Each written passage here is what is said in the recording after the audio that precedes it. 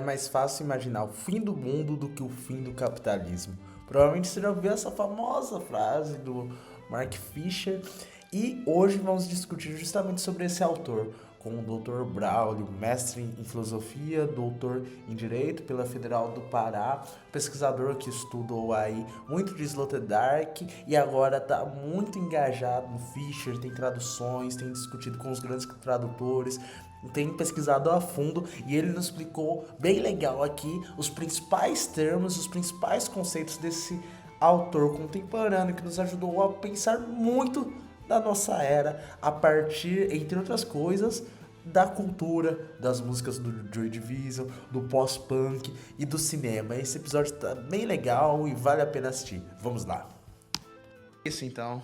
Bem, seja muito bem-vindo, nosso querido Braulio, meu amigo em comum com o amigo do último episódio, com Esdras. E naquele episódio, não sei se você escutou já, mas ele te faz referências a você várias vezes. Ele fala, meu amigo Braulio talvez não goste disso e tudo mais. Então, agora é hora de trocar a farpa. Seja muito bem-vindo, meu querido.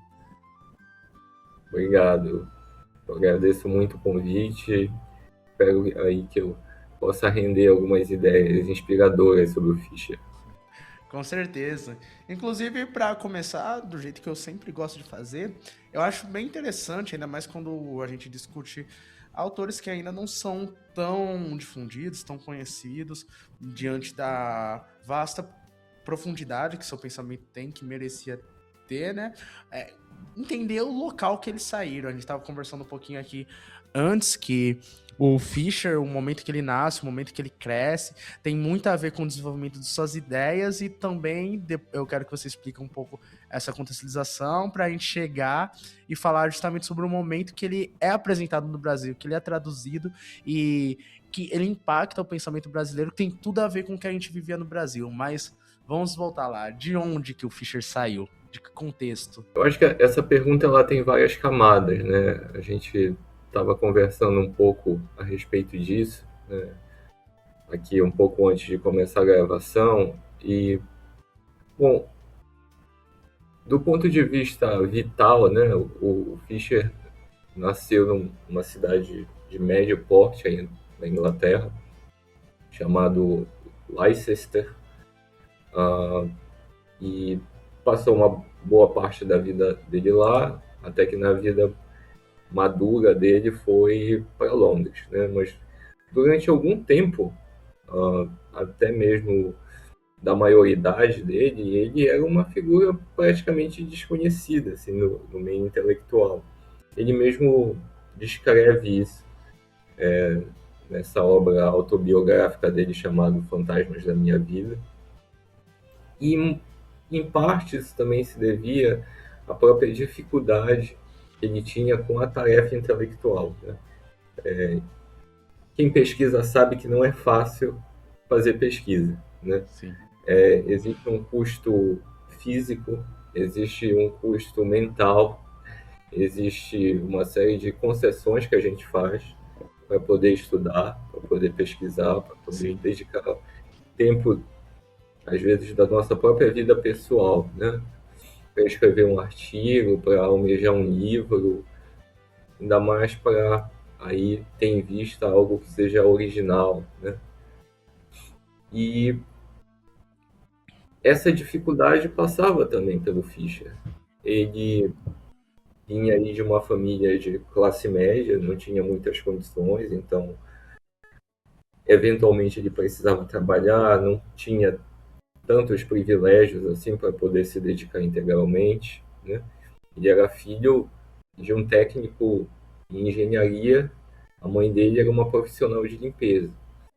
A vida dele, até a juventude, foi uma vida regrada, né? Uma vida que também enfrentou algumas dificuldades. Então ele não nasceu em berço de ouro. Eu acho que isso, para começo de conversa, já diz muito dos desafios, né? Que todos nós aqui no Brasil enfrentamos. Quando sonhamos aí talvez em uma carreira acadêmica, em ser um dia professor de uma federal, pensar em um pós-doc fora, a gente sabe que se a gente for fazer as contas na ponta do lápis, só a bolsa não é suficiente. Sim. Então, esse mesmo tipo de dilema, né, o Fischer também passava, assim, muitas vezes, né, se perguntando se ele ia dar conta, né, se ele ia dar conta de toda essa disciplina. E isso abalava a saúde mental dele. A depressão foi uma constante, foi um desafio constante na vida dele. Isso é algo que ele relata. Só que ele vai utilizar isso também como motim para ir além, né? Não à toa, no realismo capitalista, né, existe uma crítica, por exemplo, da depressão como uma doença estritamente privada, o que muitas vezes é tal como nós a entendemos no diagnóstico mais coloquial, né? Então, se você tem depressão, você precisa tomar um remédio, você está aí com falta de alguma vitamina, você tem alguma disfunção neurológica. E esse tipo de explicação que o Fischer mesmo ouviu em vários momentos de diferentes profissionais que atenderam ele, começaram também a servir aí de gatilho para ele elaborar a própria crítica dele, a própria teoria crítica dele, né? Então é curioso notar, né, como algo que a princípio poderia ser só um infortúnio da vida, né, Uhum. se transforma também na própria fortuna, né? Se transforma também no objeto de pesquisa. O realismo capitalista todo está elaborado em cima disso, né? De repensar a depressão a partir dessa causa geral chamado sistema econômico capitalista, né? Uhum. E até ali. Eu acho que isso é interessante. E até você tinha falado que até o ano que ele nasce, né, o momento que ele surge, o local, tem a ver com isso também, né? Sim. Então, o Fischer ele nasce em 1968, né? E é curioso notar isso também, porque tanto no realismo capitalista, que é a obra dele mais conhecida, né, talvez mais famosa, mais impactante, eu acho que até hoje, quanto no Fantasmas da Minha Vida, existe um estilo muito próprio do Fischer, que é esse estilo um tanto quanto confessional, né? Então, Uhum. ora ele está fazendo uma análise, ora ele está fazendo um diagnóstico e ora ele está contando a própria vida dele. Isso, ao mesmo tempo, é uma forma também de, eu acredito, eu leio assim, de fazer do texto mais acessível, né? Dar uma abertura também para leigos, né? Às vezes você pega o livro, não é porque você tem um interesse aí em pesquisar teoria crítica, em conhecer um autor da esquerda, é só porque você se identificou ali com o estilo dele, ele escreve muito bem. E ele relata isso já no realismo capitalista, né? Como a juventude dele foi um laboratório das grandes mudanças sociais que passaram pelo Reino Unido, pela Grã-Bretanha, né, naquele período ali do pós-guerra, né? Então ele nasce em 68, né? E durante a década de 70 ele observa, conforme ele coloca no realismo capitalista, uma Inglaterra que ainda tem uma forte seguridade social, né? Uma forte assistência social. Então você tem institutos culturais, você tem associações de industriários, tal como a gente tem aqui o SESC, o SENAI, né? Eles tinham lá instituições análogas, né, que permitiam uma grande integração da classe trabalhadora, né? E permitiam que essa classe trabalhadora pudesse se capacitar, né? Pudesse verticalizar a sua capacitação, né? Mesmo sem ter, muitas vezes, condições de fazer essa capacitação do próprio bolso. E havia todo um programa nacional, estatal, para que isso ocorresse. E não só no sentido técnico, isso que é mais interessante. Havia institutos culturais, por exemplo, como vai acontecer também em outras partes da Europa, seguindo o modelo de estado de bem-estar social, que eram voltados, por exemplo, para a formação de músicos, que eram voltados para a formação de pintores, que eram voltados para a formação de artistas de belas artes. Uhum. Então, esse período de efervescência cultural é muito estimulante, né, para o jovem Fischer, né? Então, é nesse momento que ele vai se interessar pela música, é nesse momento que ele vai entrar para uma banda, né? Exato. Se alguém tiver interesse, tem no YouTube até hoje algumas gravações do Fischer. Que legal. Ele toca o quê? Eu não sabia disso, não. Ele tocava rock e ele gostava em especial de um estilo chamado jungle, né? Que é uma mistura aí de música progressiva, com sintetizadores, aquela música bem dos anos 80, Aham. inspirado também no Joy Division, um pouco de música eletrônica, né? Na Inglaterra ainda, muito Enfim, legal. ah, e é curioso notar como isso também forma ele, sabe? Uhum. A gente está fazendo aqui em Belém um evento que está tentando pensar a filosofia pop. E a cada encontro a gente vai debater a filosofia pop com um autor, né? O primeiro encontro vai ser dedicado ao Fischer, né? Legal. E a gente quer, já nesse primeiro encontro, assim, oferecer um pouco desses dois mundos, falar da teoria, falar dos conceitos, mas também mostrar a música dele, sabe? Porque é essa ambiência espectral, é essa atmosfera, assim, negativa, cética ali, dos anos 80 da Inglaterra, que eu acho que é muito determinante, é muito inflexiva para o pensamento dele.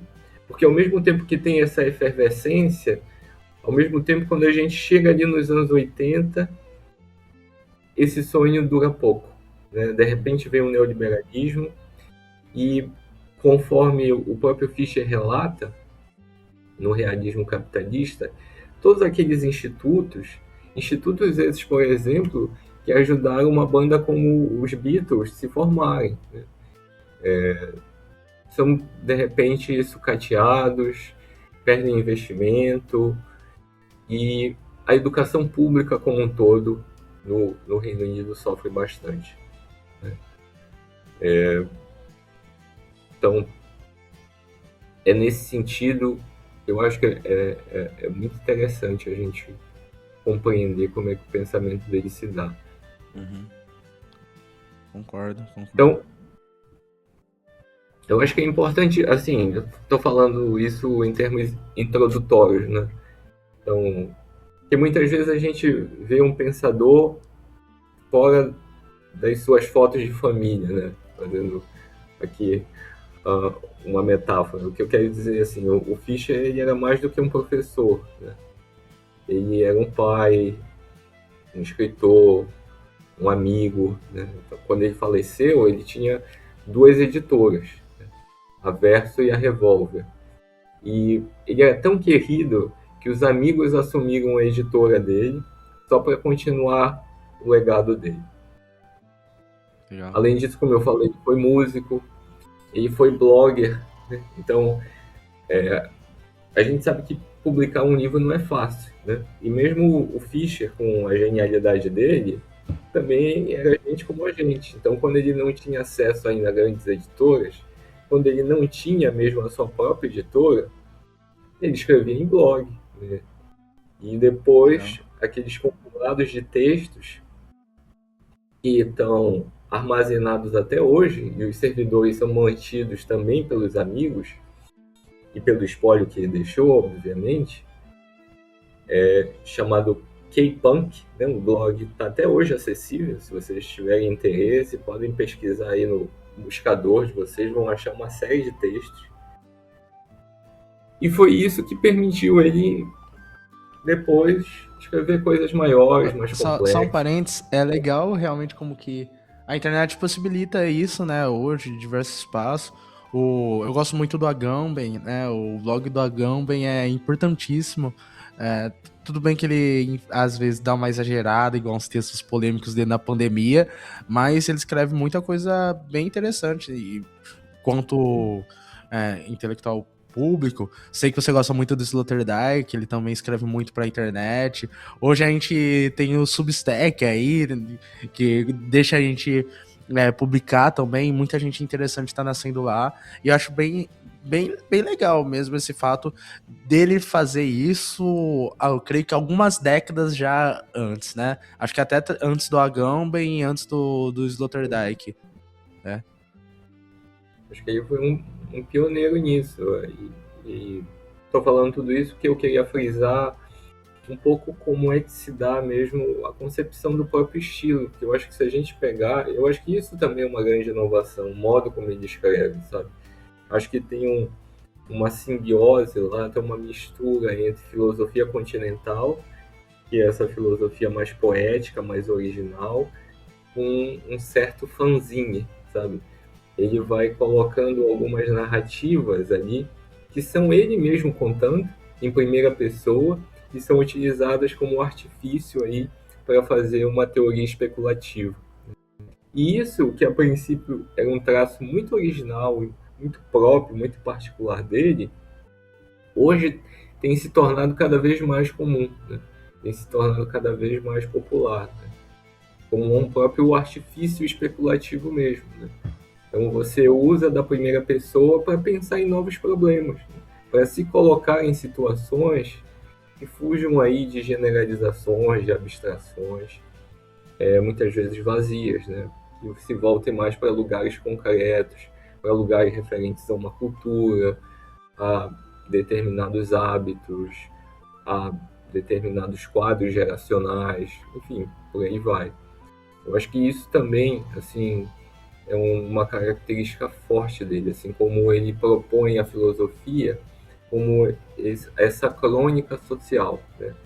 O Fischer, ele me parece que ele está a todo momento se colocando ali numa figura, numa posição de cronista, né? No sentido de utilizar aí da crônica não para trazer uma mensagem moral, mas para se utilizar da linguagem como um meio provocativo, né? Às vezes performático, mas muitas vezes provocativo, né? E eu acho que, por isso que eu falei da música, né? Eu acho que isso vem muito da performance musical, né? Acho que o Fischer tentou trazer, e fez isso muito bem, trazer esse lado da performance, da música, do palco, também para a escrita, né? E também, às vezes, em algumas vezes, para a oralidade. Se vocês também, depois da minha fala, já tiverem esse interesse em conhecer mais o autor, tem algumas gravações do Fischer onde ele fala para algumas plateias, né? Alguns coletivos organizavam eventos, chamavam ele. E é muito interessante como esses eventos se davam, porque em parte tinha uma dimensão política e em parte tinha uma dimensão acadêmica. Ele conseguia trazer os dois públicos, sabe? Ele conseguia fazer ali daquelas reuniões um momento realmente de agregação. E isso é muito legal, porque às vezes adquiria até um certo tom profético, no sentido de diferente do que muitas vezes a teoria crítica né? No sentido muito negativo, né? Me parece que o Fischer às vezes tentava contrapor isso, esse tom profético, em um sentido mais positivo, né? Em um sentido mais otimista da organização social. E isso é muito incomum na esquerda, eu acho que é importante frisar isso, né? Uhum. Mas enfim, às vezes eu me empolgo falando do Fischer. Né? Mas eu acho que Mas isso que é legal, pô. Isso que é legal, eu acho, quando alguém estuda pra valer um autor, é falar com emoção, com empolgação mesmo. Tá certo. Fica à vontade, meu caro. Fica à vontade.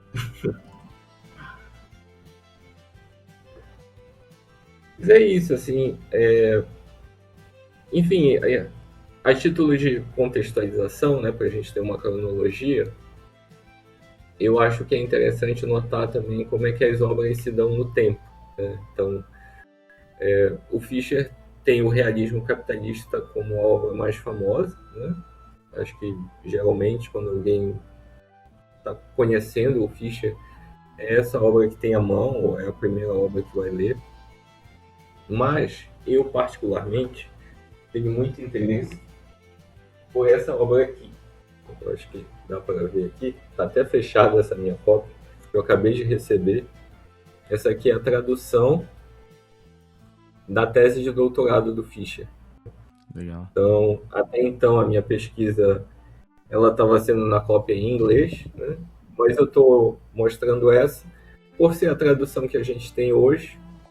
Essa tradução foi lançada agora no início de agosto, recebi ela alguns dias atrás. Então ela chama Constructus Flatline. Eles optaram por manter o título original e em seguida o subtítulo, que foi traduzido, Materialismo Gótico e Ficção Teórica Cibernética. Então, por que eu acho tão interessante essa obra? Porque aqui o Fischer tem um início um pouco diferente, né? Então, diferente de um pós-marxista, tal como ele vai se tornar lá, né, no realismo capitalista, aqui a gente tem alguém que está pensando cyberpunk, a gente tem alguém que está pensando teorias da ficção, que é uma coisa muito inglesa também,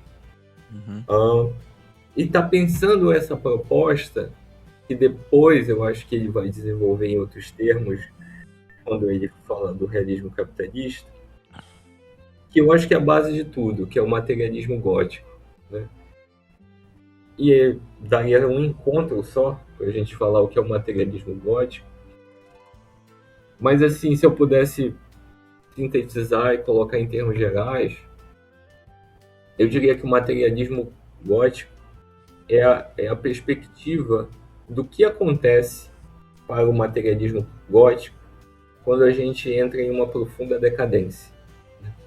Então, quando já não existe mais perspectiva de emancipação, quando já não existe mais perspectiva de organização da classe trabalhadora, quando já não existe perspectiva de tomar mesmo os meios de produção e fazer a utopia na Terra, o que sobra? Então, o Fischer aí vai dizer que o que sobra é um resquício quase espectral, é uma fantasmagoria, né? E é curioso que ele não vai abordar esse conceito de fantasma, esse conceito de espectro no realismo capitalista. Ele só vai retomar esse conceito depois, sobretudo no Fantasmas da Minha Vida. Mas eu acho que esse conceito, né, que em alguns momentos ele vai diagnosticar também como uma melancolia da esquerda, que pontua exatamente assim o ponto nevrálgico da teoria dele, né?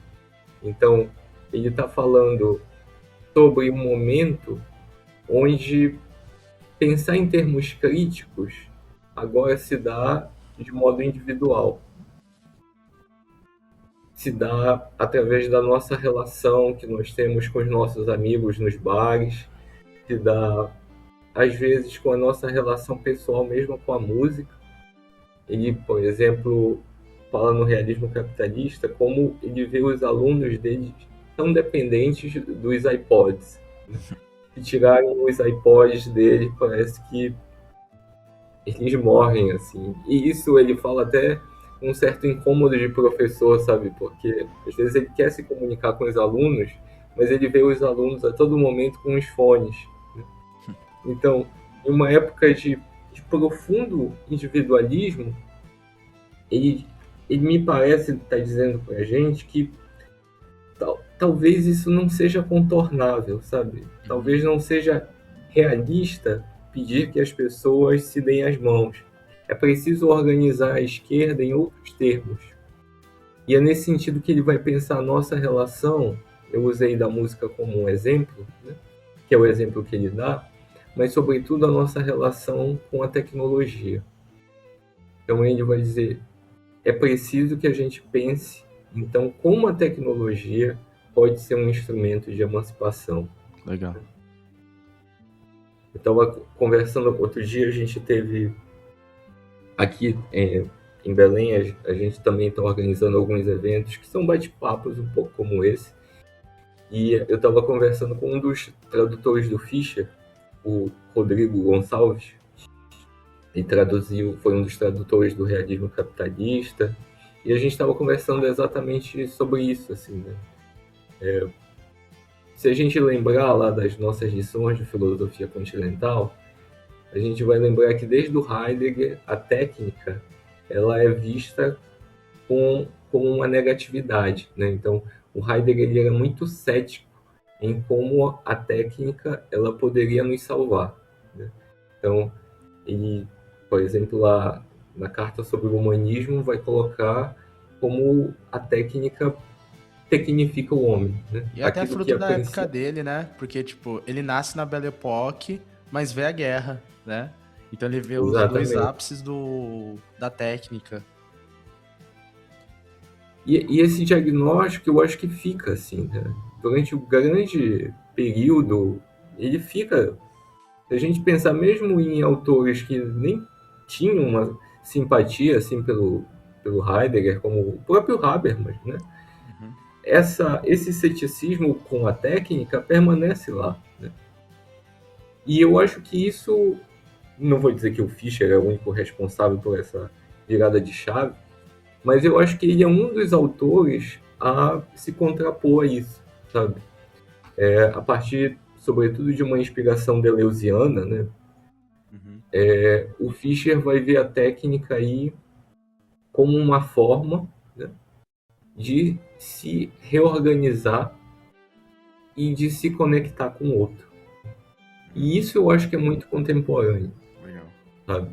Sim. Eu acho que isso é muito contemporâneo. Eu poderia, talvez, pra gente chegar aí, mas pensar que, de maneira paradoxal, até a própria crítica seria uma maneira dessas relações, né? Porque quando ele tá ali falando do realismo capitalista, não é simplesmente, pelo menos que eu tenha entendido, que o capitalismo venceu, mas que, olhando para história, ele conseguiu se apresentar não como uma possibilidade entre as demais, mas quase como se fosse a própria realidade. E aí tem uma coisa que até me incomoda um pouco, sabe? Porque eu não preciso necessariamente gostar desse capitalismo para viver dentro dele, desse realismo capitalista, né? Eu posso reclamar dele, eu posso ironizar, eu posso fazer memes sobre ter burnout, posso dizer que eu dei meu trabalho, posso dizer uma série que critica grandes corporações e ainda assim continuar incapaz de imaginar qualquer coisa fora dessa estrutura. E aí, nisso, a própria crítica e a técnica também, de maneira paradoxal, fazem parte do próprio sistema. É mais ou menos, creio que seja esse o caminho, né?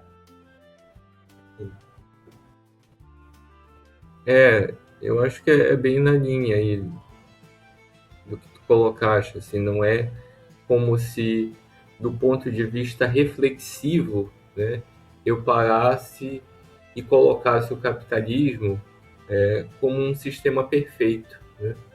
É, é claro que se você for liberal, se você tiver aí uma afinidade mais à direita, você vai postular nesse sentido, né? Uhum. Mas o que o Fischer vai dizer é que independe, né? Independe se você faz isso ou não, né? Se você está hoje na esquerda, você também vai pensar em termos, muitas vezes, do realismo capitalista, né? Como se aquele sistema ali fosse o único possível, né? Eu às vezes falo quando eu tenho alguma apresentação, assim, alguma comunicação e eu quero chamar um pouco a atenção também das pessoas que, por exemplo, no Brasil a gente tem um realismo lulista, né? E eu não estou falando isso para me contrapor ao voto de ninguém, né? Mas é nítido como a gente também tem políticas na esquerda que a gente percebe como políticas neoliberais, né? E isso não é só no Brasil, é no mundo todo. Sim. O Guattari tem um texto bem interessante, inclusive, que ele fala sobre um fascismo de esquerda, que é bem interessante também. Em termos gerais, né? Eu acho que o que o Fischer traduz ali muito bem no realismo capitalista é como isso é um sentimento, né? É como se ali no pós-guerra, com a derrubada do muro de Berlim, sobretudo, a gente tivesse esse sentimento generalizado e muito também foi catalisado por por um jornalismo profissional, né, que vendeu uma certa ideia de progresso liberal, né, e de que esse progresso era o único possível, como se a história ela fosse linear e a gente tivesse atingido, tal como Fukuyama falou, né, e parece que recentemente está se arrependendo, de que a gente estaria vivendo o fim da história. Uhum. Mas é mais Mas fácil isso, imaginar o fim do mundo do que o do capitalismo, né? mas isso tem um custo, né? Porque é óbvio que as benesses do capitalismo não vêm para todos, não vêm na mesma medida. E que nós, por exemplo, no Brasil, na periferia global, né, pagamos o preço aí do luxo, do conforto dos países ricos. Sim. O conceito dele da privatização do sofrimento entraria nessa discussão? É, então, dois pontos eu acho que principais que estão ali no realismo capitalista, né? Então, o primeiro é mais geral, né? E diz respeito a essa falta de horizonte aí, de um outro sistema possível. E o segundo ponto é a implicação psíquica disso, né? Então, se não existe nenhum outro horizonte possível, se não existe uma mudança social, né? Então só me resta aí lidar com os meus dramas internos mesmo, porque eu não vou conseguir mudar nada lá fora. Então eu tenho que me mudar aqui dentro para me tornar um bom trabalhador, para ter uma carreira de excelência, né? Para na minha exterioridade atingir esse modelo, né? Que a publicidade, que a estética capitalista a todo momento vende como felicidade, né? Então, para usar de um exemplo corriqueiro, assim, o Fischer coloca em termos um pouco diferentes, um pouco mais gerais, mas eu acho que esse é bom, assim. Basta você abrir o LinkedIn hoje, né? Então você abre o LinkedIn, todo mundo é feliz, todo mundo tem uma carreira, assim, perfeita, né? E aí até quando você tem uma derrota, aquilo ali vem para o bem. Você não tem outra possibilidade se não vencer na vida. E veja, a questão não é ser apologista do fracasso, né? Mas a questão é a implicação humana, né? Do ponto de vista em termos de, do sensível, né? Qual é a consequência disso? Você tem pessoas hoje totalmente robotizadas. Uhum. E o que o Fischer chama atenção é como isso, por exemplo, desloca, inclusive em termos estruturais, por exemplo, a importância de políticas de cuidado, né? De políticas estruturais do Estado.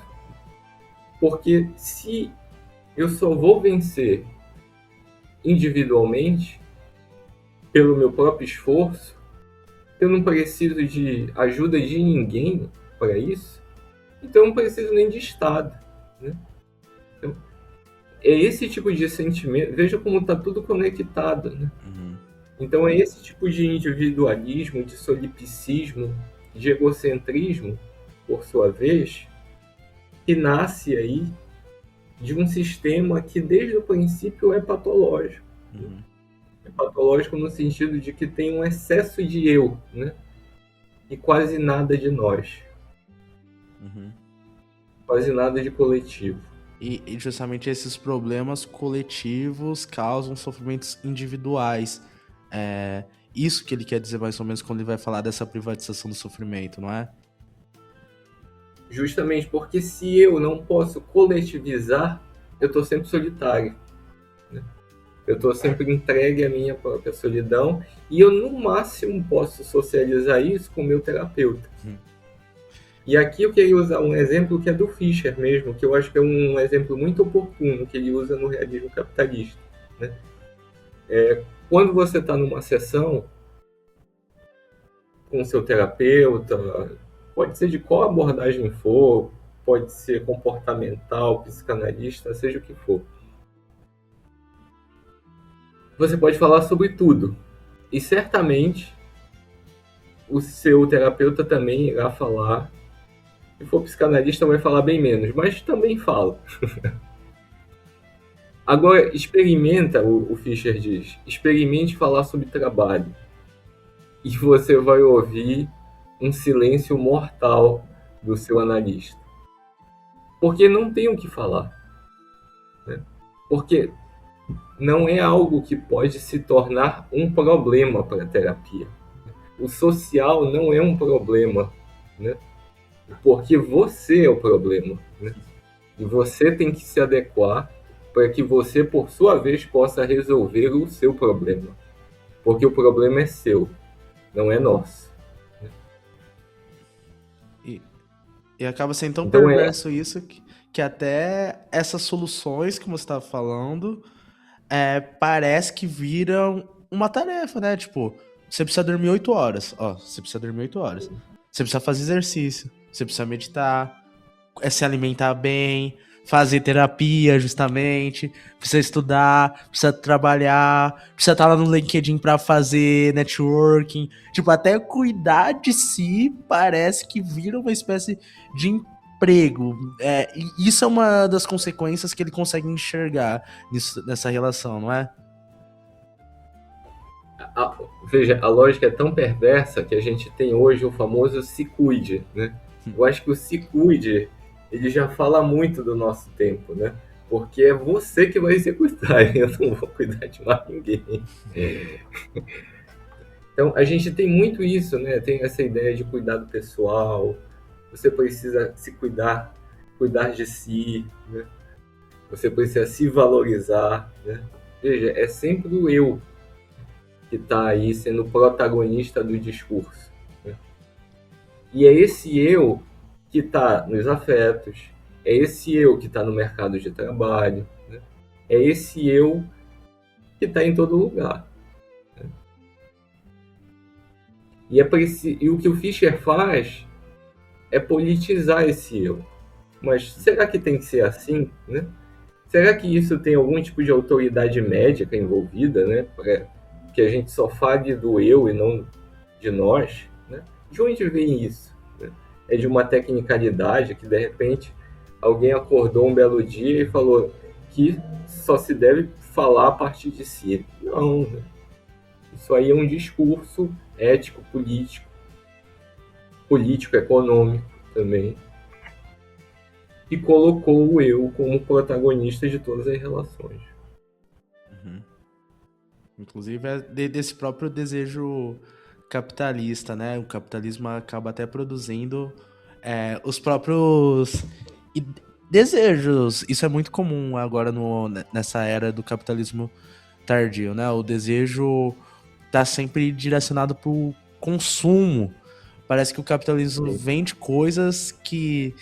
aliás, parece que o capitalismo não simplesmente vende aquilo que a gente deseja, mas ele ensina aquilo que devemos desejar, porque ele tá vendendo isso, e aí esse sistema vai se retroalimentando, mas sempre focados nesse eu. Até esse eu acaba sendo construído pelo sistema.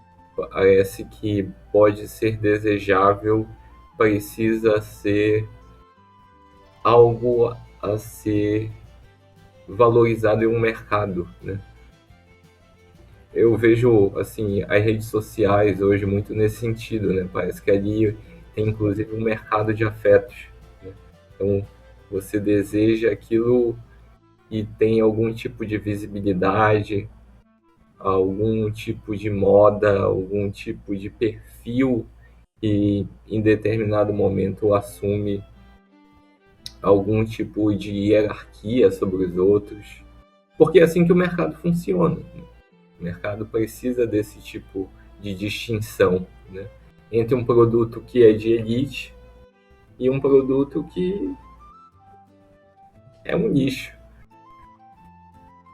E com isso a gente também acaba, enfim, né, acabando mesmo com as nossas possibilidades mais genuínas e autênticas.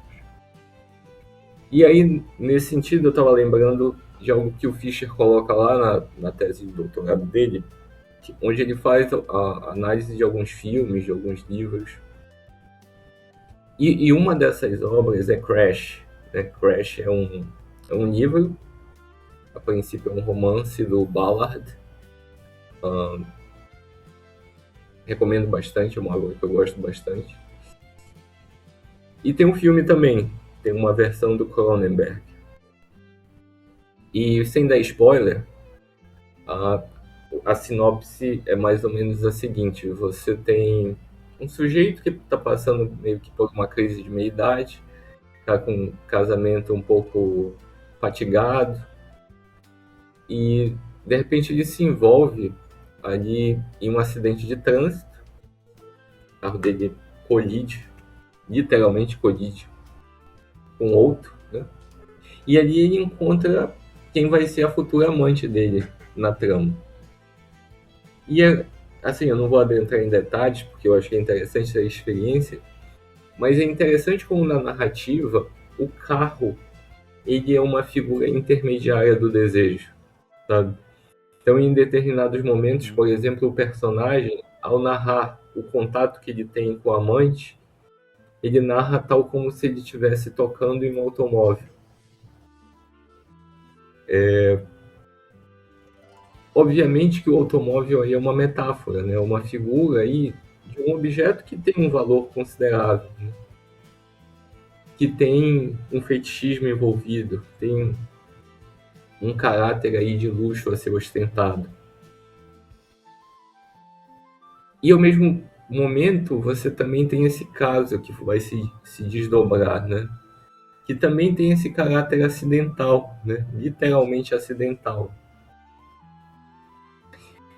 Mas, de modo geral, o que eu acho mais interessante é o caráter maquínico de fundo, né? Quer dizer, hoje você só consegue amar alguém, você só consegue apaixonar se tiver algum tipo de racionalidade envolvida. E tu pode me perguntar, mas que racionalidade pode ter um caso que surge de um acidente de trânsito, né? É justamente isso, é justamente o caráter inusitado, né? Então, é difícil você idealizar uma relação com quem você trava ali todo dia, é uma relação banal, mas alguém que você pode contar depois, que você encontrou depois de um acidente de trânsito, que você sobreviveu depois de ter cruzado uma avenida. E veja, é uma coisa tão mesquinha, mas ao mesmo tempo é justamente isso que valida o afeto. E é nesse sentido que o Fischer, eu acho que tenta colocar, eu acho que uma crítica geral do amor. Como o amor, por sua vez, ele hoje está mais atrelado a uma certa publicidade, a uma certa estética, do que propriamente a uma experiência íntima. Deu para entender? Assim, Sim, é sim, sim, sempre, sim. Consegui entender. é sempre, é sempre uma lógica de performance envolvida, né? Sim. E até, eu tava até pensando aqui, tipo, beleza, o capitalismo me ensina a desejar. Como que então eu conseguiria ir para além desse desejo, sabe? Como que eu vou conseguir pensar uma sociedade pós-capitalista? Não basta só eu conseguir imaginar uma economia diferente. Parece que eu teria que aprender a desejar uma outra vida, mas como que seria possível essa outra vida? Onde que eu enxergo? Seria a cultura, talvez, esse lugar para eu conseguir tentar olhar uma outra vida diferente? Algo além desses desejos? Eu acho que sim. E eu acho que o Fischer ele usa vários autores, né? Assim, e um deles, assim, é o Baudrillard, né? O Baudrillard coloca que, assim, um dos, talvez, principais problemas do desejo é ter se tornado sinônimo de pornografia, né? E quando a gente fala de pornografia, não é simplesmente a revista, não é simplesmente o vídeo, mas é a vulgarização do afeto. Para usar um exemplo nosso, um exemplo corriqueiro, a gente pode ver como é que se dão hoje as notícias, assim, notícias de famosos, notícias quando a gente abre lá o caderno ilustrado do jornal, são sempre as coisas mais bárbaras, assim, que são colocadas como se fosse uma informação de utilidade pública, sabe? Sim, Alguém que traiu outro alguém da forma mais absurda possível, né? E é esse tipo de espetacularização, né? Esse tipo de espetacularização da traição, espetacularização da violência, espetacularização da promiscuidade, que o Fischer vai dizer, nos destrói, né? E destrói não só as nossas relações, né? Adoece não só os nossos egos, né? A gente vive, por exemplo, uma época em que parece que a guerra de sexos voltou com tudo, né? Então a gente tem os homens aí, parece que cada vez mais doidos, esse movimento Red Pill, que é uma coisa assim delirante. E obviamente que isso também tem uma causa, né? Tem uma causa estrutural, né? E é justamente essa solidão, né? Essa solidão que está presente aí a todo momento, que se reflete numa dificuldade de diálogo, se reflete numa dificuldade de autocompreensão dos próprios sentimentos, né? E, sobretudo, numa dificuldade de compreensão de quem é o inimigo, né? Quer dizer, o inimigo não é o professor, o inimigo não é a sua companheira, o inimigo talvez seja o seu empregador, né? Mas o inimigo muitas vezes você não vê, né? Porque ele está numa ilha, talvez em Bahamas, no Caribe, né? Mas isso não quer dizer que ele não esteja aqui, né? Mas o problema é que o perfeito. capitalismo foi cercado aí por um mito, né? Por esses grandes mitos, assim, né? Você tem os bilionários hoje também, de alguma forma, fomentando esse mito novamente, né? A gente tem uma personificação também hoje da riqueza que é cultuada na figura desses bilionários do tipo Elon Musk, Jeff Bezos. E é curioso notar como eles são figuras midiáticas. E é mais assustador ainda notar como eles são figuras carismáticas, né?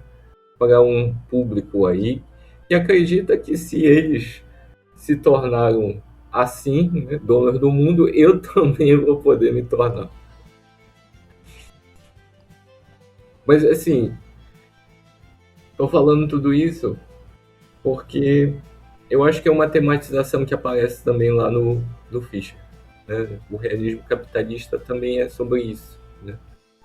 Uh, e existe uma impossibilidade de pensar o coletivo, em virtude, o Fischer vai dizer, de toda essa espetacularização. De toda essa espetacularização desse drama, né? Desse grande drama aí que o capitalismo cotidianamente nos vende, né? Por meio da cultura industrial, por meio da cultura popular, que começou a se difundir aí a partir dos anos 80. Sim. E aí até a cultura, né, acaba registrando o que aquela época tá sentindo. E nesse sentido, acho que é até interessante você comentar, explicar um pouco o texto dele que você traduziu, do Joy Division, e falar dessa questão do pós-punk. Então, esse texto, a princípio, ele tem duas versões. Né? A gente tem essa versão que eu traduzi, e a gente tem uma segunda versão, né? Que depois foi coletada lá no Fantasmas da Minha Vida. Elas são relativamente parecidas, mas a minha versão, a primeira versão, ela é um pouco mais confessional. Né? E eu acho isso igualmente interessante. Porque lá o Fischer se demora um pouco mais sobre os elementos góticos, que vão ser determinantes na cultura inglesa, na cultura anglo-saxônica e da viragem dos anos 80 para os anos 90. Né? Então, o que eu quero dizer com isso é, obviamente, que essa viragem que eu falei lá no início da nossa conversa, entre uma Inglaterra que tinha uma segurança social, que tinha uma assistência social, que tinha políticas coletivistas, em um país que de repente se tornou cada um por si, vai ter algum tipo de impacto na cultura. Né? E esse tipo de impacto, o Fischer vê aí como um exemplo literalmente gritante no Joy Division. Né? Então, essas bandas aí que não vão prometer futuro, né? Que ao contrário, vão dançar mesmo nesse clima de decadência. Né? Então, é uma geração que não tem perspectiva de amanhã. E eu acho que isso vale, seja lá para os anos 80, seja agora para meados dos anos 2000, 2010, 2020, seja para a geração X, seja para a geração Z. Eu acho que nesse sentido pouca coisa mudou. Né? A gente vive ainda essa decadência. A gente vive ainda esse gótico. O gótico que o Fischer está colocando, então, não é só uma forma de se vestir, não é só usar preto, né? Mas é porque usar preto, de repente, veio consigo a partir de um sentimento, né, de que não havia amanhã. Por quê? Isso foi simplesmente algo que, de repente, a gente acordou e acordou para baixo? Não, né? Tem uma causa estrutural. Né? E nesse ensaio, o Fischer faz uma série de reflexões, sobretudo lá a partir da figura do Joy Division, do Ian Curtis, as dificuldades que ele tinha de se relacionar, as dificuldades que ele tinha de chegar no palco, né? E como isso também é uma analogia para nós. Então, para quem não sabe, o Ian Curtis era o vocalista do Joy Division, né? E apesar da gente não ter certeza disso, né, é provável que ele tivesse algum tipo de epilepsia, né?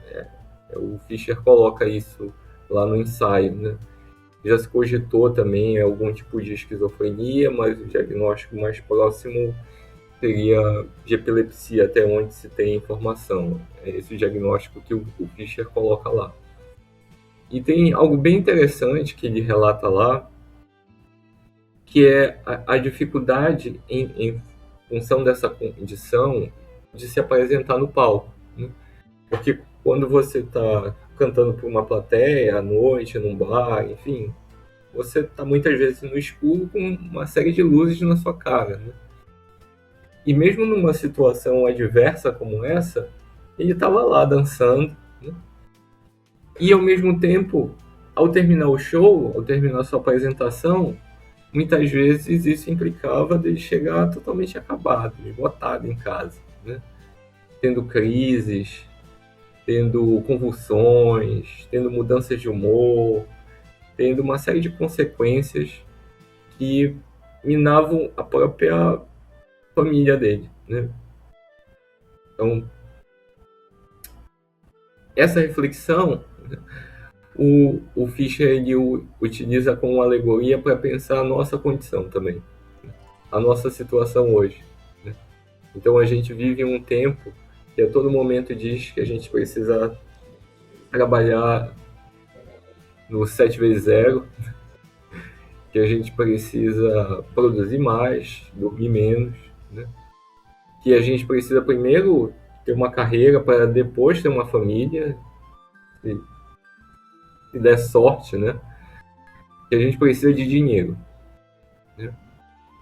custe o que custar. E eu acho que o Ian Curtis aqui é um pouco isso, sabe?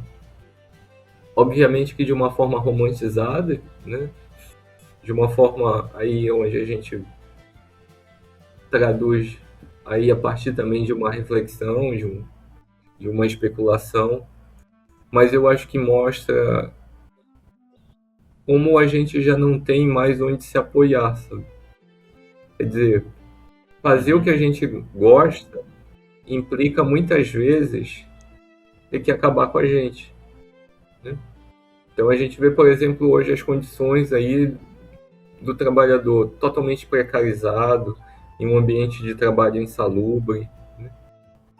Se matando no trânsito, a todo momento colocando o seu corpo em perigo, e quando não colocando o corpo em perigo, colocando a própria saúde mental, né?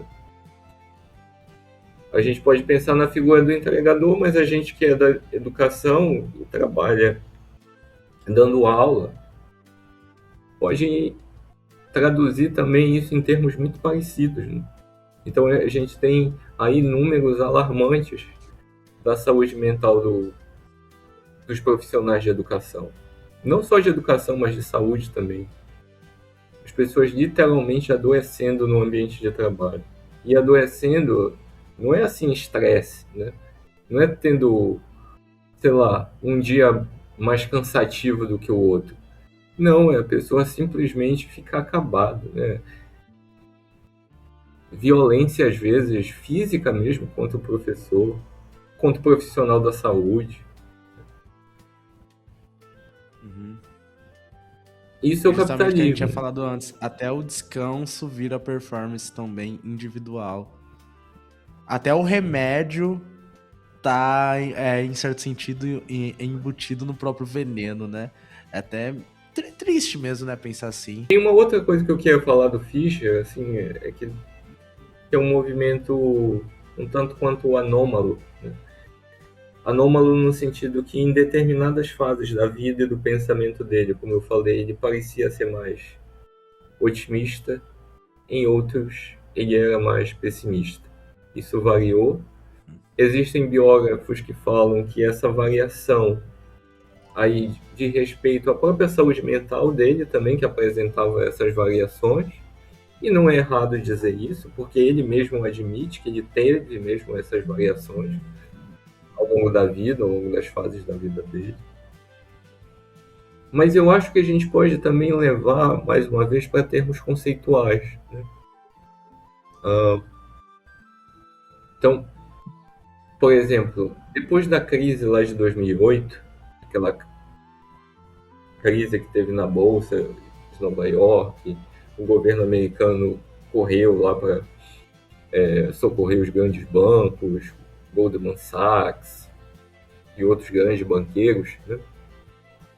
O Fischer viu aquele cenário e pensou que aquilo poderia ser o início de um fim, né? De que não tinha como o capitalismo se manter, né? De que uma hora essa performance generalizada, né, ela ia ser insatisfatória, né? As pessoas iam simplesmente se cansar do circo, né? O fato é que a gente está aí, né? A gente está em 2026, pós-pandemia, a gente tem, a gente está aqui na América Latina cercados aí dos palhaços do Trump. Do Trump eu não preciso nem falar. Então, obviamente que ainda existe uma força muito grande por parte da direita e por parte aí dos donos, dos grandes donos, né, dos meios de não só de produção, mas aí de concentração mesmo da riqueza, né, para não dizer do saque, né, generalizado. E aí eu acho que fica a questão assim, será que a alternativa, né? Essa é uma questão. Eu acho que Sim. o Fischer ele diria que há alternativa, mas não para nós. Isso é uma coisa até meio kafkiana, assim, né, de se dizer. Mas é porque... E alguns dizem que isso pode ser até um dos sintomas para a própria depressão do Fischer ter voltado aí pós 2010, por ter uma crença e uma superação que não aconteceu. Mas eu penso que ela pode estar por vir, né? E eu acho que a contribuição do Fischer é no sentido de que a gente precisa pensar e repensar o nosso maquinário, sabe?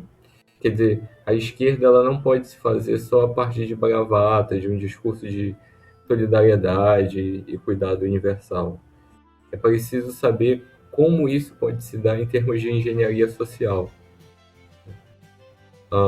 Como a gente pode ter máquinas que, em vez de venderem pornografia barata para a gente, como o Instagram, possam facilitar verdadeiramente a nossa vida, né?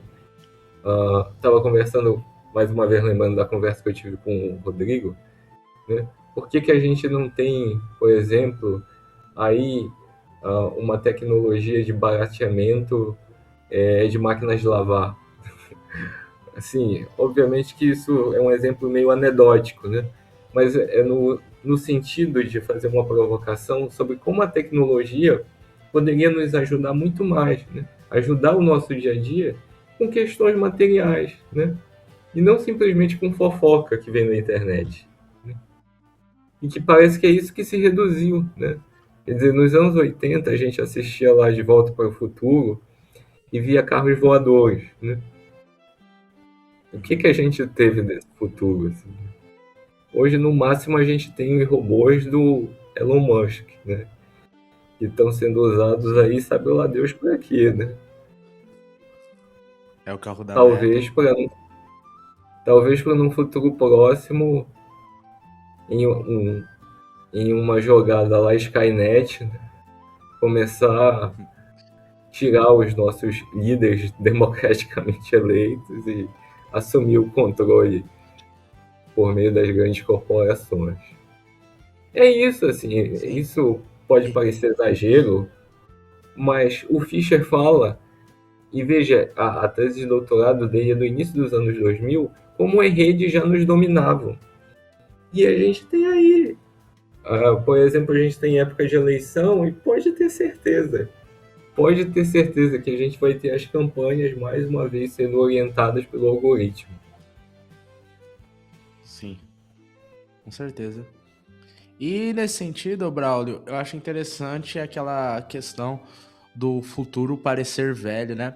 Ele pega a ideia do Derrida, de hauntologia ou espectrologia, depende da tradução, que é mais ou menos aquela ideia que há coisas que não existem plenamente, mas que continuam produzindo um efeito sobre o presente. E acho que hoje em dia é muito comum a gente ver isso, só a gente pensar que a gente tem muito remake, reboot, revival, as coisas dos anos 80, 90, 2000 estão em moda, as bandas estão em moda. É muito comum você estar andando pela rua e encontra um jovem com uma câmera analógica, discos de vinil estão em alta novamente, CDs estão em alta novamente, até é meio que paradoxal mesmo, porque essa sociedade tão tecnológica, ela parece culturalmente até incapaz de produzir um novo futuro e voltar para o que tinha antes, parece até mais interessante. Eu acho que é quando ele está discutindo isso que ele vem trazer essa ideia de futuros perdidos. Se desse para explicar um pouquinho sobre isso também? É uma Que basicamente ótima pergunta. só para concluir, né? Só para fechar, e ao gancho com essa ideia anterior, eu entendo que, tipo, se você não consegue imaginar um futuro, você também não consegue lutar por ele, né? Eu acho que aí entra uma questão otimista. Você precisa imaginar um futuro para você conseguir lutar. E parece que, sei lá, nós não simplesmente estamos sentindo nostalgia de um passado. Parece que o que a gente precisa fazer é justamente sentir nostalgia de uma época que ainda parece existir no futuro. E isso é um gancho que eu acho que dá para pensar justamente essa questão mais otimista que você tinha comentado. Sim. E se tu me permitires ir um pouco atrás, assim, para explicar melhor, assim, mas Fica à estou já vontade. total acordo assim, com o teu comentário. Eu acho que é exatamente isso, assim, essa hauntologia, né, fischeriana, ela nasce da inspiração do Derrida. Assim, para ser didático, o Fischer sente um interesse, em especial pela crítica cultural, quando ele termina lá o realismo capitalista, né? Porque se não existe amanhã, né? Se não existe nada novo por vir, né? O que sobra? Né? O que resta? É aí que ele vai se voltar para esse conceito de hauntologia, né? O hauntológico, que já estava lá no Derrida, né? São essas fantasmagorias, né? Esses espectros. Né? A melhor obra para a gente entender isso, no Derrida, são os espectros de Marx. Então, lá o Derrida vai, de uma forma muito prolixa, né? Pensar essa categoria de espectro como uma categoria consequente do espírito. Né? Quer dizer, quando a gente já não tem mais uma razão que progride de uma forma linear, de uma forma determinada, né? Quando essa razão ela se perdeu na contingência, quando ela se perdeu na aleatoriedade aí de uma história completamente enviesada por interesses, o que sobra é o espectro. Então, o espectro ele é um resquício de uma presença que é ausente. Né? Então, é uma presença que a gente sente a partir dessa nostalgia, né? A partir de algumas figuras que ficaram lá da nossa memória mais tenra, da nossa infância. E essas memórias, essas figuras, elas nos dão alguma segurança, né? Porque elas são fantasmas de um lugar onde a gente ainda tinha, né? Talvez uma casa, talvez uma escola, talvez relações ali mais previsíveis e seguras entre pares. Mas isso se perdeu. Né? A gente se perdeu desse tipo de segurança, de previsibilidade, de certeza. O sujeito pós-moderno é um sujeito, se a gente puder levar, como diz o Leandro Condé, é um sujeito cuja a razão ela é enlouquecida, que ela já não tem mais finalidade, o telos não é mais determinado, né? E todos nós somos assim, né? Não tem como um cidadão hoje conseguir prever o que vai fazer daqui a 5 anos, e dirá às vezes amanhã, né? Porque são tantas contingências na nossa vida, ela é tão imprevisível, e obviamente que isso nos afeta. Né? Mas enfim, isso também tem uma raiz no materialismo gótico, né? Como eu falei, o materialismo gótico é a base de tudo. Né? Então, se no materialismo gótico, que está presente lá no Constructus Flatline, né? A gente tem essa ontologia da subjetividade tecnocapitalista, né? Onde o Fischer vai dizer que a raiz, na verdade, desse grande sistema operacional chamado capitalismo é a tecnologia. Então, os meios de informação estão profundamente conectados com a gente, tal como lá no romance Neuromancer, né? A gente só consegue ver a realidade por meio de uma tela. Né? Eu acho que isso não há quem possa negar hoje. Né? A gente está a todo momento usando o celular. Às vezes a gente, mesmo na rua, mesmo diante de uma bela paisagem, prefere ter a tela do celular.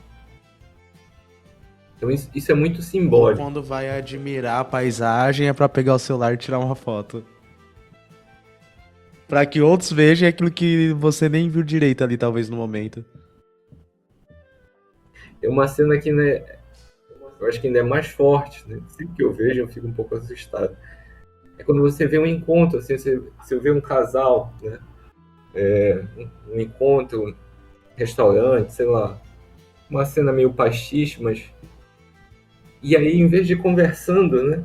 Pode ser um casal de amigos, pode ser um casal de namorados, pode ser duas pessoas aleatórias, estão face a face. Em vez disso, elas estão cada uma olhando para o seu celular.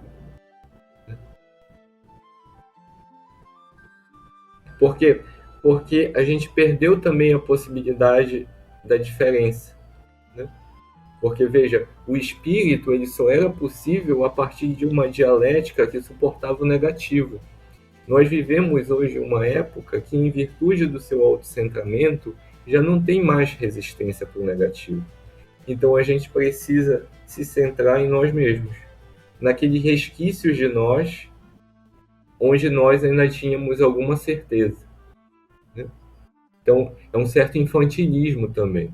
Né? Ah, esse apego à nostalgia é também um infantilismo, porque nós não conseguimos lidar com a ausência. Perfeito. Então, Fantástico. eu acho que esse movimento conceitual, assim, ele é muito interessante, né? A gente pode compreender como o materialismo gótico, ele narra por meio agora dessa fantasmagoria que vai estar presente na passagem do realismo capitalismo por fantasmas da minha vida, essa verdadeira morte em vida do sujeito contemporâneo. Nós estamos todos como zumbis aí. Essa é, inclusive, uma terminologia que o Fischer vai utilizar também. E, inclusive, fazendo aí uma alegoria com a cultura pop. Né? Pensando aí como, por exemplo, os filmes de zumbi, a partir da década de 70 e 80, se tornaram tão comuns. Né? Isso ele vai dizer, mais uma vez, isso não é mera coincidência. Né? Isso só foi possível porque isso também refletia algo da nossa condição geral. Né? Porque nós estávamos também mortos em vida. Talvez estamos até hoje. Fantástico, fantástico. E acho que aí é um. Não sei se já terminou essa parte, mas senão acho que é um gancho interessante para falar sobre quando ele chega no Brasil, justamente o momento histórico, como que isso dialoga bem. Eu acho que é isso mesmo, né? E não à toa ele chega, né? A gente também mencionou brevemente antes, a gente estava conversando, sobre como a principal obra do Fischer, o Realismo Capitalismo, Realismo Capitalista, ela é publicada, a sua tradução é publicada em 2020. Então, ano aí que a pandemia está bombando, né? A gente está aí muitas vezes em lockdown, sem saber se vai estar vivo, literalmente vivo mesmo amanhã, usando máscara, não podendo ir em lugar nenhum, não tendo possibilidade mesmo do toque, né?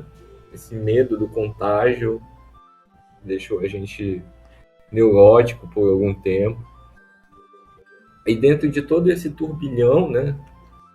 Essa catástrofe mesmo, desse desastre global, a gente tem aí a obra do Fischer caindo literalmente de paraquedas aqui no Brasil. Graças aí também ao esforço dos tradutores, né, do Rodrigo, de outras pessoas também que se comprometeram nesse período tão difícil de trazer um autor tão necessário. Então eu acho curioso também essa a convergência aí do destino, né? É, sim. E aí eu acho que é interessante também comentar sobre aquela ideia do castelo do vampiro e do julgamento moral, que eu acho que as redes também, principalmente as redes sociais, ampliam essa ideia e esse é um momento que isso também está em expansão, né? Essa Saindo do Castelo do Vampiro é para mim uma das obras mais interessantes e ela é também uma das mais polêmicas, né?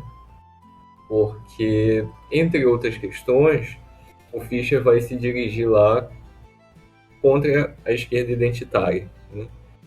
Ah, e contra determinados fenômenos de rede, né? Que vão se utilizar dessa lógica de performance para esvaziar o debate público amplo, né? Ao colocar, inclusive, essa questão em jogo, né? Quer dizer, reflexões, por exemplo, sobre como é que se deve orientar, por exemplo, a categoria de classe trabalhadora hoje em dia, como é que é possível uma organização, quais os temas que a gente deveria priorizar, tudo isso que ele vai levantar lá, né? Ele vai sofrer, assim, para usar o termo em inglês, né, um backlash, né? Ele vai sofrer uma forte reação mesmo de pessoas, grupos e meios mais progressistas, né? Há quem diga, inclusive, agora citando algo de bastidores, que ao publicar essa crítica dele e recebendo críticas muito severas, isso também abalou fortemente a saúde mental dele. Caramba. Mas, e isso eu não comento assim só por acaso, mas porque eu acho que isso acaba corroborando o argumento dele lá, né? Quer dizer, de como a esquerda ela hoje tem uma grande dificuldade mesmo construtiva, né? Então, você tem em determinados setores, né, essas, esses modos de organização que são estritamente tribais, né? E quando você tem ali algum tipo de dissonância, como o Fischer apareceu sendo essa figura dissonante, né, o esforço não é de compreender para que você possa sofisticar a crítica, né? Para que você possa, por sua vez, ofertar uma proposta melhor. Não, o que você tem é o quê? Cancelamento, né? E é exatamente isso que é o Castelo do Vampiro, né? Quer dizer, você não tem como você sair. Você está a todo momento sendo atormentado, né, por esse grande vampiro que nos seduz, que nos corrompe, que nos dessensibiliza, né, e aí impossibilita esse encontro com a totalidade, né?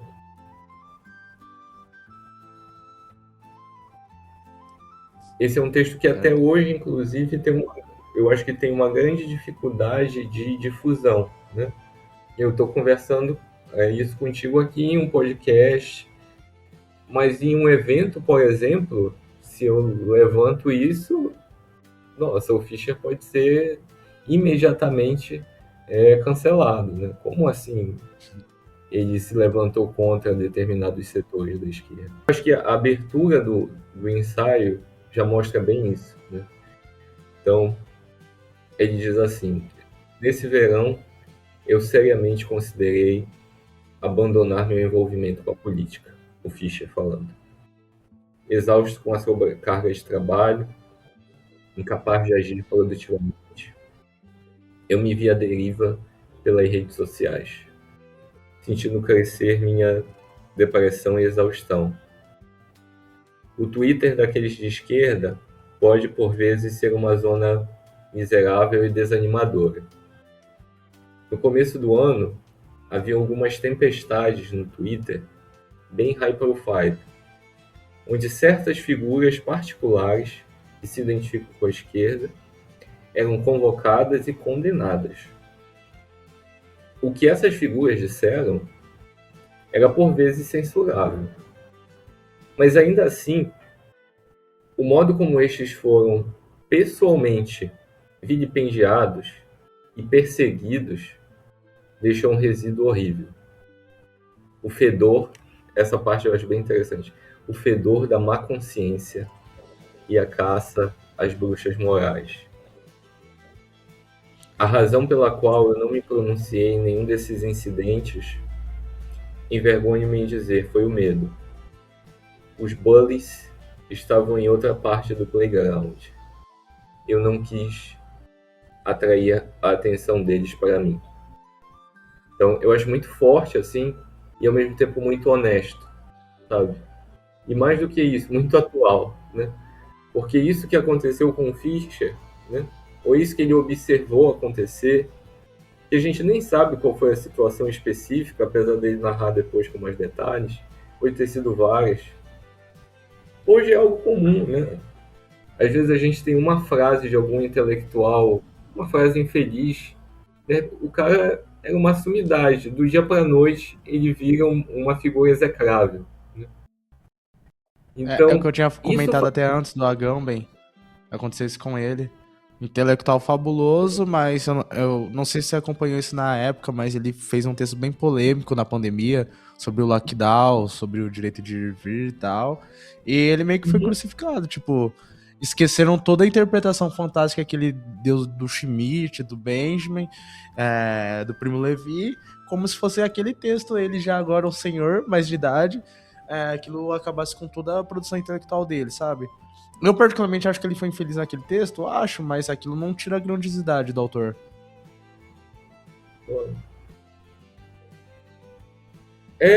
eu acho que isso, assim, se conecta com esse ambiente de selvageria que o Fischer vai em vários momentos colocar aí como sendo o nosso campo hoje, né? O campo do cidadão médio. Né? Quer dizer, não é um campo, já não é mais aquele campo da esfera pública do Habermas, né? Onde por meio de uma ação comunicativa eu trago um discurso racional, falo no meu tempo, espero você colocar as suas contrarrazões e no final a gente chega numa síntese. Não existe mais isso. Né? O que existe são uma multiplicidade de agentes se degladiando a todo momento. Sim. Então, como resolver, né, essa multidão que está a todo momento atacando a si mesmo, está, né? Consumindo o próprio corpo, tal como um zumbi? Eu acho que o primeiro movimento, assim, pelo que me parece, que o Fischer tenta trazer para nós, é chamar a nossa atenção de que isso é uma, por sua vez, já de princípio, uma má consciência. Né? Quer dizer, não vai ter nada ali esclarecido que pode partir de uma situação como essa. Isso não quer dizer que a gente precise recuperar aquele sujeito cartesiano, racional, intuitivo, lá do século XVIII, do século XIX. Não é isso. Né? Mas a gente precisa recuperar alguma sensação de alteridade. Né? Ou então, como tu utilizaste, estavas falando do Agamben, né? Eu acho que dialoga com ele, o que a gente vai ter é apenas guerra civil.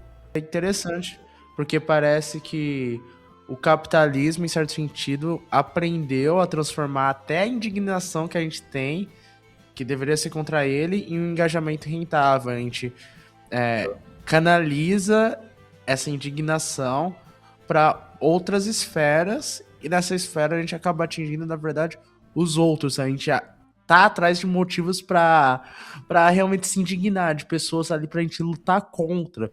Parece, né? Parece que a todo tempo só estão esperando um deslize dos nossos alheios pra justamente massacrar. É porque todo mundo está procurando os seus 15 minutos de fama, né? Exatamente. Então, o meio mais fácil qual é? É você detonar alguém, né? Você talvez não tenha nada seu para trazer, mas se você puder ser aquele que vai mostrar como o outro é cruel, como o outro é imoral, como o outro é um vilão de todas as formas possíveis, isso já basta. Isso já vai trazer para você o tão sonhado holofote. Né? O Fischer fala, inclusive, um trecho um pouco depois, ainda no Saindo do Castelo do Vampiro, como se reflete numa consciência de classe que é frágil e passageira. Ela é frágil e passageira por quê? Porque ela só existe até a página 2. Né? Porque quando eu alcanço lá aquela condição, né, de visibilidade, de sucesso, de fortuna, então eu posso utilizar todo aquele meu discurso só como um souvenir e viver exatamente como todos aqueles que eu critiquei a vida inteira, né? De modo ostensivo, sem ligar para os meus vizinhos, sem me importar com quanto eu poluo com os meus jatinhos de um lado para o outro, entende? Eu posso utilizar do Perfeitamente. discurso só como um símbolo de pureza. Eu estava pensando sobre essa questão da nostalgia, assim, eu acho que é interessante terminar com ela. A Ótimo. gente, algumas semanas atrás, estava aí com Backrooms, né, nos cinemas, assim, né, que é um filme que são os espaços liminares, é a ontologia por excelência, mas talvez na sua pior apresentação, porque nada mais é, né, do que aquela reciclagem de Hollywood, né, pegando um conceito aí que começa na cultura popular e de repente se transforma em um produto qualquer, né, genérico. E eu acho que isso mostra muito sobre o nosso estado, assim, né? Esse estado que eu falei de decadência, esse estado de pobreza intelectual, de deficiência criativa mesmo. Ótimo. A gente parece que hoje tem mais interesse em assistir grandes bilheterias do passado do que se deparar com algo novo. Talvez porque a gente já não veja mesmo possibilidade de se deparar com algo novo, né? De ter uma surpresa, ter um espanto. Sim, eu lembro, inclusive, eu não lembro se faz 1 ou 2 anos que num cinema. Eu tava de férias em Araraquara, né? Minha cidade natal. E tava passando Matrix. Ia ter uma sessão, 2 sessões lá no cinema de Matrix. Meu, lotado o cinema. Eu comprei o ingresso assim antes, eu achei que não ia ter ninguém, sabe? Eu falei, pelo menos é legal ter a experiência de ver Matrix na tela e tudo mais. Lotado. Lotado, e acho que é, é uma das características dessa nostalgia. Na verdade, isso está sendo bem corriqueiro. Às vezes, determinadas salas de cinema fazem é, uma nova exibição de algum clássico do passado. Parece que essa nostalgia aí está sempre batendo mesmo, né? E eu acho que o mais interessante, assim, obviamente que isso não vale para todas as obras, mas muitas vezes acontece de você sair, sei lá, de uma apresentação de um filme que você gostava muito no passado, e aí de repente você olha para o lado e troca assim com quem assistiu com você, mas nem é tão bom assim, né? Porque, veja, a excelência não está só na obra, né? Obviamente que também tem uma afinidade com a obra em si, mas a nostalgia vem muito do que a obra traz sobre as nossas próprias memórias, né? O lugar que a gente estava naquele ano em que a gente assistiu, qual era a nossa situação humana, qual era o nosso contexto vital, qual eram os nossos gostos, quem a gente era e o que a gente se tornou. E eu acho que esse é um grande problema, né? A cultura já não leva a gente para o futuro. Como durante muito tempo, inclusive do ponto de vista mesmo mainstream, isso foi possível, né? Se a gente pegar, sei lá, o cinema dos anos 20, dos anos 30, o expressionismo, né? A gente tinha filmes como Metrópolis, né? Onde a gente ia assistir algo que era completamente inimaginável, assim, robôs andando, falando, carros voadores, prédios assim que eram maiores do que arranha-céus de hoje em dia, o impacto que isso causava e ao mesmo tempo a liberdade criativa de quem era a sua época criador de conteúdo, né? Por que que isso não é mais possível, né? Então, eu acho que é preciso assim que nós na academia, na cultura, o artista, sabe, a gente possa sonhar de novo, que a gente possa recuperar a titularidade dos nossos desejos. Sem esse tipo de autonomia, realmente vai ser muito difícil pensar no amanhã. Porque, obviamente, que quando nós delegamos esse papel para a indústria, o que, por sua vez, nos é oferecido são apenas várias prisões, né? Então, são serviços de assinaturas infinitos, onde a gente vai ficar eternamente assistindo reprises de filmes que a gente nem gosta mais. Eu acho que é possível a gente retomar o coletivo. E eu acho que a grande contribuição do Fischer é pensar o coletivo a partir do pequeno, sabe? A partir de circuitos culturais, por exemplo, esse encontro que a gente está tendo aqui, sabe? De redes de solidariedade espontânea que se formam e depois vão se tornando em coisas maiores, projetos maiores, vão literalmente seduzindo o desejo e mostrando que o desejo pode ser mais do que só outro serviço de assinatura. Fantástico. Fantástico.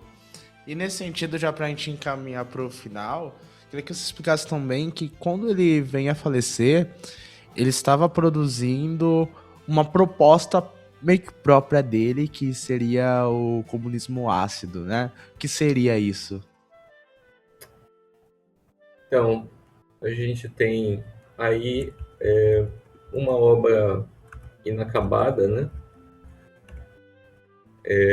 O comunismo ácido é uma tese, né, que o Fischer lança aí depois do realismo capitalista, depois do Fantasmas da Minha Vida, e era a sua própria proposta sobre o comunismo, né? Então, como o próprio termo já sugere, né, comunismo ácido pode ser traduzido assim, mas também pode ser traduzido como comunismo lisérgico, né? Então, seria esse comunismo que proporcionaria, que ofereceria, né, uma experiência multissensorial, né? Como se a gente pudesse sair do nosso corpo, dos nossos corpos, né? Que foram completamente reificados, né? E agora adquirir outras formas de sentir, né? Estava falando aqui antes sobre criatividade, né? Como a nossa criatividade ela parece engessada, né? Mas ela só é engessada porque nós limitamos as nossas próprias definições do humano, né? Então, o comunismo ácido, mais do que uma proposta político-econômica, ela é uma outra proposta antropológica. Ela quer, de alguma forma, dar um outro sentido sobre o que é ser pessoa mesmo. Então, obviamente, isso é uma proposta pretensiosa, né? Já pela minha fala, dá para perceber isso, né? Mas, ainda assim, essa proposta pode ser encontrada, né, nos seus ensaios, em algumas aulas, e sobretudo em um livro chamado Desejo Pós-Capitalista, né, que já foi traduzido também no Brasil, publicado pela Autonomia Literária. E esse livro, na verdade, são a transcrição das últimas aulas do último curso que o Fischer ofereceu e onde ele ventilou também o que seria, então, esse comunismo, esse comunismo ácido, né? Basicamente, né, o que ele estava propondo ali é pensar em uma realidade onde todas as nossas relações de produção e de consumo seriam diferentes, onde, ao contrário de uma relação objetificada com o real, a gente pudesse ter uma relação sinestésica. Diferente de uma relação mediada sempre por uma cadeia de valores, que foi inclusive o que eu tentei tematizar aqui na minha fala, quando eu trouxe, por exemplo, o exemplo lá do Crash, né? Tentei sinalizar como o filme ele tentava de alguma forma fazer uma comparação, né, com essa casuística aí de um caso amoroso, com essa relação maquinal, com esse acidente aí do trânsito, em vez de um afeto tão bobo, né, tão mesquinho como esse, teria um afeto a todo momento poético, um afeto a todo momento imaginativo. Um afeto que eu gosto de pensar também em termos nietzschianos, né? Quem gosta de Nietzsche sabe que a última metamorfose do espírito é a criança, né? Por quê? Porque a criança, mais do que ninguém, sabe sonhar, né? A criança dificilmente tem o mesmo sonho, né? A criança sempre sonha diferente, né? Ela sempre brinca de um jeito novo, né? E às vezes brinca com as coisas mais sem valor, né? Eu estava outro dia vendo o irmãozinho da minha namorada brincar. E é engraçado, assim, quando você tem até 2, 3, 4 anos, você pode ter o brinquedo mais bonito, mais caro, mais desejável. E às vezes isso não tem valor nenhum. Você dá uma caixa e a criança sai brincando, como se fosse literalmente o melhor brinquedo do mundo. Por quê? Porque o brinquedo não está no objeto. O brinquedo está na experiência, está no próprio brincar, né? Está em como você observa, está em como você cria a partir da sua própria percepção, né? E eu acho que isso a gente pode retomar, né? Para que a gente possa, por sua vez, também recriar o que é o real, né? O que a gente deveria dizer como realidade, o que deveria ser a melhor realidade. É nesse sentido que eu acho que a gente pode pensar esse comunismo lisérgico, sabe? É como se a gente literalmente observasse um horizonte onde tudo que fosse material, literalmente, fosse também nos termos marxianos, né? Fosse pelos ares, né? Fosse literalmente dissolvido e a gente pudesse construir, a gente pudesse fazer algo, algo novo, mas algo para todos, né? Algo sem tantas fronteiras de propriedade entre uns e outros, onde todos nós pudéssemos brincar nesse lugar, né? Esse lugar chamado Terra. Lindo isso, e que pena que ele não conseguiu terminar de escrever. Que pena mesmo. Mas, felizmente, ele escreveu bastante coisa interessante. Então, pra gente caminhar pro final, queria que você desse umas indicações de leitura, cultural, texto dele, texto seu, de terceiro, algumas coisas que você acha interessante. Acho que, assim, a título de introdução ao autor, eu sempre vou indicar o realismo capitalista, assim, porque eu acho que ao mesmo tempo que é uma introdução, né, ele também te coloca lá já no coração do Fischer, né? É no momento do filósofo maduro, mas ao mesmo tempo, fazendo uma comparação aí com Hegel, né? Assim como a Fenomenologia do Espírito era uma obra da primeira maturidade do Hegel, também era uma obra de introdução. Obviamente que a gente vai pegar hoje a Fenomenologia e vai achar uma obra dificílima, né? Sim. Enfim, tem uma dificuldade relacionada à linguagem, aos conceitos, mas a sua época era uma introdução. E eu acho que nesse mesmo sentido, o realismo capitalista também o é, né? Tem uma dificuldade, mas ao mesmo tempo ela oferece muito em termos conceituais, né? Em termos do Uhum. repertório ficheriano. Vocês podem encontrar em PDF uma aula que tem fácil acesso, né? Faz uma rápida pesquisa e já dá para encontrar ela na sua integralidade. Mas, ao mesmo tempo, eu também não poderia deixar também de vender o meu peixe. E eu acho que é sempre bom começar um autor pelo seu início, né? Acho que a gente, quando começa pelo início, tende a terminar melhor também. Isso foi uma coisa que, inclusive, eu levei quando eu estava pesquisando Hegel, né? Muita gente começa já com tudo na fenomenologia. Eu falei, não, eu vou... É uma introdução, ok, mas eu vou lá para o jovem Hegel primeiro. Aí eu fui lá para o jovem Hegel, e aí eu entendi melhor. E foi assim também que eu entendi o Fischer, né? Eu fui lá para o jovem Fischer, tal como na tese de doutorado que eu mostrei para vocês, e também o meu ensaio, né? O ensaio que está disponível aí pela Unicinos. Podem encontrar no meu perfil também, tem indicação lá. E eu acho que mostra muito dessa inquietude, sabe? Dessa ansiedade que o Fischer tinha, né? Dessa negatividade que ele via ao seu redor, né?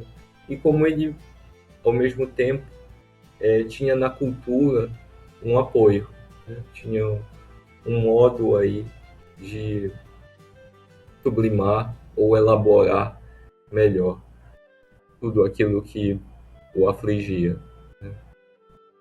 Eu também tenho que dizer que eu sou um pouco suspeito para dizer, já que eu tenho uma certa afinidade aí com o rock inglês dessa época, eu sou fã do Joy Division, então quem tiver também um interesse aí musical, acho que vai ter interesse nessa fase. Mas só leiam Fischer, eu acho que é isso que eu poderia dizer, assim, corram atrás do que flertar com vocês, do que de alguma forma provocar vocês. Eu acho que é um autor que merece ser lido mais, merece ser conhecido mais, porque tem muito a nos dizer. Fantástico. Bem, Braulio, mais uma vez, muito obrigado por estar aqui, por dialogar com a gente, divulgar um Agradeço. pouco mais do autor e transmitir esse conhecimento. Realmente foi muito rico para mim, e muitos desses conceitos eu entendia só por nome, não. Agora veio uma luz maior aqui para a minha razão. Enfim, agradeço por isso, agradeço pela disponibilidade, querido. Eu que agradeço. Espero ter ajudado um pouquinho.